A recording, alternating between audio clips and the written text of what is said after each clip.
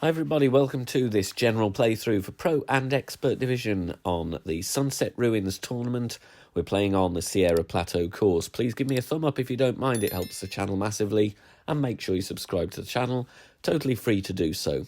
These are general wind directions here, not necessarily indicative of what you'll face during the tournament, but should give you a good idea of how you might want to start approaching these holes. There are, of course, plenty of routes on offer, and there will be Expert Division qualifying round content available on Monday morning when the tournament begins, so please check that out throughout the week as well. Timestamps in the video description down below. Here we go, with hole number 1.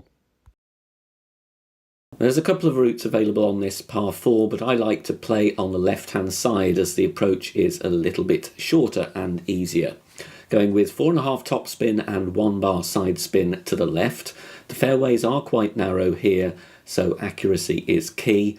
Going with a Titan though, because any lower power ball you may be not able to play with a short iron, and that's what I want to do on this par 4. If you want to go right side, you're playing with a long iron instead, but obviously it's your choice which side you want to go, and the wind angle may sway your decision either way as well. Max plus 10 is the adjustment here, and then we're going to drive nicely down the fairway. Like I said, you need to get a decent distance though to be in a range for the thorn. Any headwind here, you're going to play the second shot with the grizzly most likely near to minimum distance. As you can see here, I've got a few rings away from max. I've got a fairly hefty crosswind here, almost level crosswind, but I'm going with a no spin approach.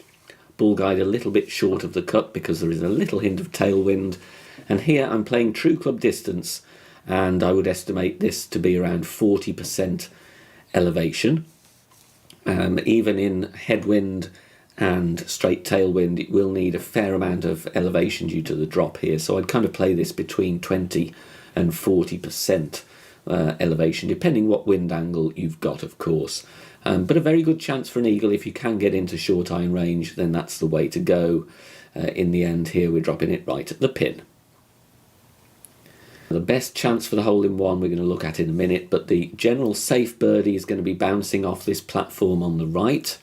You're going to need backspin and left spin. I don't take this shot in the end, but I'm just showing you where you are with the club, near max distance with the grizzly. And you could play min with a lower power ball sniper in headwind, but for the best chance at the hole-in-one, it's going to be a rough bump either side of this big tree, which is absolutely dead in line with the pin from the tee here. So I'm adding just around 2 backspin, but you will need 4 bars of side spin to the right here, unless you want to play with curl with a side spin 3 ball. As you can see, there's not a lot of room from the base of the tree to the ball guide, so this is not for the faint-hearted. But as a guide here, mid plus 0 is the adjustment I make here. Once again, you don't have to have a precision ball, but they will help if you want to be really aggressive here, especially with that tree trunk in the way. But the best chance for the hole-in-one, like I say, is the rough bump. On this par 5, you've got 2 options here. I'm going to show you one playing a bit more aggressively to the middle patches of fairway with the Apocalypse. We're going with 4.5 topspin and 3 left spin. Otherwise, you can play down the fairway on the right that I'm showing you there, and that will give you a clear approach, either bouncing over the bunker with the Goliath most likely, or you play safely to the green from the far right side with a wood club. In a heavy tailwind, you could actually play this shot with the rock as well, pushing up and going with the curl, and you don't have to have a massively high level of APOC here. You could make this shot actually with APOC 4 as I'm doing here, maybe even APOC 3 as well in certain wind angles. Max plus 10, plenty of left curl there, and we're rolling down the fairway. Careful not to get a glitch roll here, and we're getting to a drive distance of around 370 yards. In headwind, we'd play the next shot with the grizzly at min distance, but in tailwind, we can actually bounce in between the bunker and the rough and go for an albatross this way, which I think is, even though it has a bit more elevation to deal with, you're covering less distance, and it will be, I think, a better drop rate than playing out down the long fairway on the right-hand side. But again, the choice is yours, and it depends what wind angle you've got. As an estimate here, I generally play this one max plus 25, maybe a little bit more in crosswind. If you've got wind from left to right, you will of course adjust down into the bunker. So you need to keep that in mind as well when you're dialing in your shots. We just missed this one unfortunately, but it gives you an idea of the routes that you might want to take on this par 5. I reckon there's a decent chance, out of all the par 5s on this course, this is going to be the best chance for an albatross in my opinion.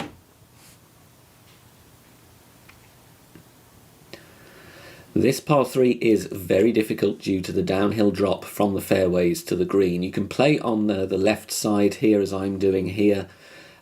Just to show you, you would need a bit of top spin, bit of left spin, but again look at that large second bounce, and from this fairway pad it's no easier. The other problem is you don't have a full ball guide to the pin, so this is going to be a very, very difficult par 3.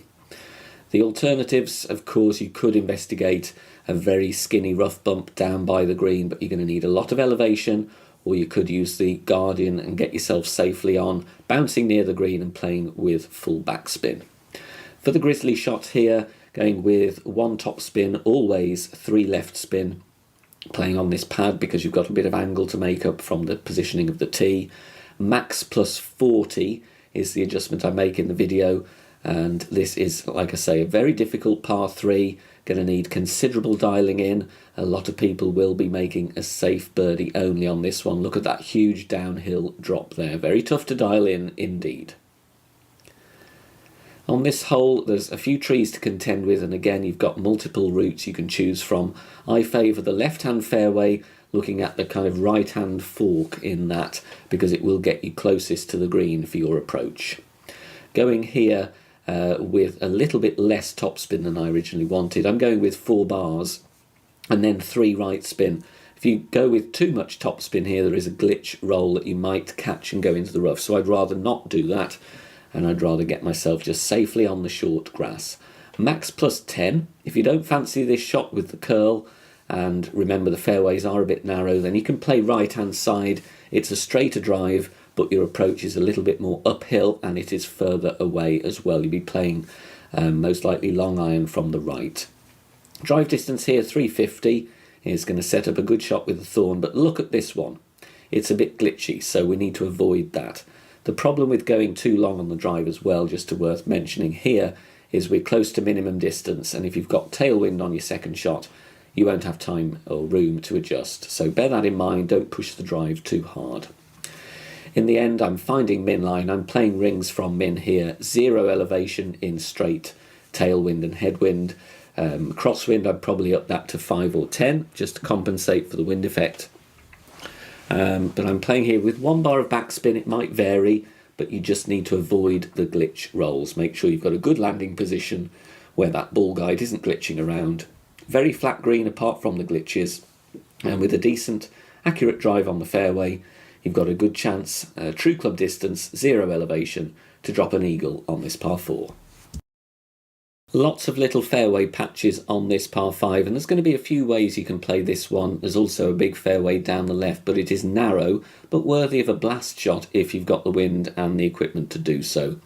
Otherwise, here what I'm looking to do is a double bounce over the rough, 4.5 top spin, 3 left spin, using either extra mile or the Apocalypse or Thor's hammer, whatever gives you the best distance, top spin and accuracy. Max plus 10 on this one, and the spin amount will vary depending how much tailwind you've got. So this is going to be one where you want to take a token or two just to make sure you're in an optimum position here. A little bit of overpower just to make sure I'm catching the fairway in the right place, and we're hopping over the rough nicely and rolling along the fairway. You could even play with more topspin if you've got it. From there we can play a nice shot with the sniper just to get safely to green from this part of the fairway. If you're short, you could use the previous fairway and bounce over and leave yourself with an end-bringer wedge. And of course there is also a thin strip of rough above the bunker. If you've got a higher power ball, you might be able to play a fairly slim and maybe slightly scary rough bump. For the albatross, that's going to be the aggressive option there really, if you can't blast down the left-hand side. But going max plus 0, the backspin, go with definitely 3 left spin. Backspin will vary depending on the wind angle, and I'm going with a ball and a half of curl to the left. And this one really is just an example of a safe shot to green. not really playing for the albatross, but that is one route that you could use on this par 5. Another tricky par 3, less so than the previous one, but still has its awkward moments. Playing no movement target here. With a kingmaker, it will load you at P3 min line. In this wind angle, I'm playing with 5 backspin and half a bar of left spin. I would really keep with the no move target in any headwind and then just vary the spin. You could see the min line appearing there when I adjust. Min plus 50 in this one. In tailwind, you're going to have to either go guardian with backspin or you play long iron and go either for a single or double bounce, but get the backspin amount right because this green slopes down towards the back of it. So very tricky par 3 to dial in. Aggressive option on this par 4 if you've got tailwind. It is worthy of a blast, but it is not without risk. 4.5 top spin, 2 left spin with this wind strength and wind angle, stretching out and aiming down the fairway. The issue here though, you've got water that cuts in from the left into the fairway, and also if you're not on the left half of the fairway here, then you will roll into the rough most likely because it slopes down quite dramatically to the right. Max plus 10, no push-up, going with full overpower with a slow needle, half a ball of curl to the left. You'll see here we do get to wedge range. We could have added a bit more topspin, but we're very, very close to the edge of the water, just skimming by the wooden edging there, but it leaves a wedge if you fancy a risky, aggressive drive. If you haven't got the wind angle or the desire to play aggressively, you can play a layup on the right, but you've still got that curve to contend with on the fairway, so the left side is also a viable alternative. Going with 6 top spin and 2 left spin, but the thing to watch here is in any headwind you need to make sure you're going to clear the rough and the sand because the wind will check the ball up. Max plus 10, even though I don't go into overpower with my adjust, I'm adding 2 rings on because my previous attempt was short. So 2 rings of OP, try and hit perfect. Of course, an APOC 5 and above will need less overpower because you've got more distance, clearing the rough nicely and getting down the fairway. And the second shot here, as you can see, is going to play a little bit more downhill than the right side, so it's up to you which route you want to take. The problem here is the bunker is in the way where we want to bounce, so either you drive way further to the left and try a clearer shot there away from the sand, or you go as I do here with max backspin and play a kind of draw shot with the thorn. The issue here, even though this shot is downhill anyway, playing max backspin gives you a really high second bounce, so you're going to need loads of elevation. In the video here, I'm playing this one true club distance with 60% elevation. Obviously a standard backspin shot isn't going to need that much if you're just playing with 3 or 4 bars of backspin, but it still will need a fair amount. I would say probably 30%, maybe even more in certain wind angles, but the max one just getting a lip out here. Tough par 4 depending on the wind angle.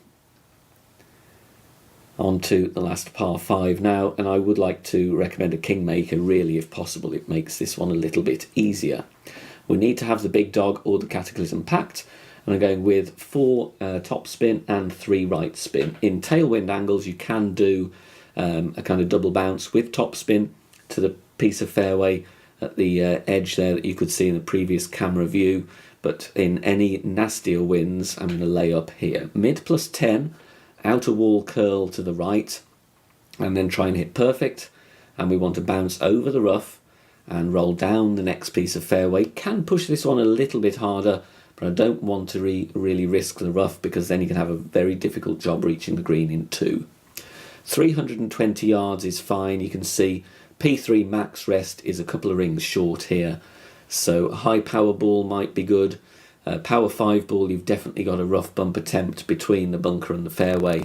Otherwise you're playing safely to green with a little bit of top spin as required, and always 3 bars side spin to the left.